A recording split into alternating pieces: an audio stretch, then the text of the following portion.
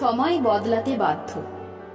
আজ যার কাছে নিজের মনের কথা বলতে না পারলে অস্থির লাগে, একদিন দারুণ সব দুঃসংবাদেও তার কথা আর মনে পর্যন্ত পড়বে না।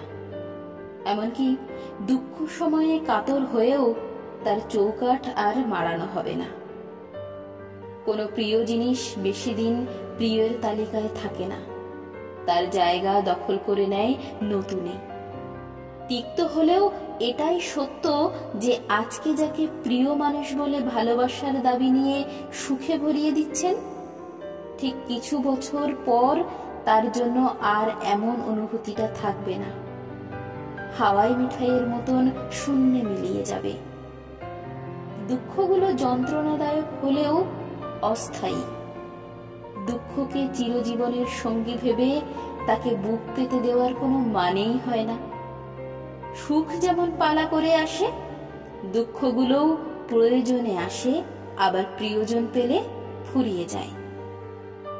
সময়ের এই দারুণ রং বদলে কাল কি হবে আমরা কিচ্ছুটি জানি না। তাই কালকের ভাবনায় বিভোর না থেকে আজকে যেটুকু সুখ হাতের নাগালে পাওয়া যায় তাকে উড়িয়ে না দিয়ে উপভোগ করা উচিত। নয়তো শেষ সময়ে সুখের স্মৃতিতে বিচরণ করার মতন কোনো সুযোগই থাকবে না।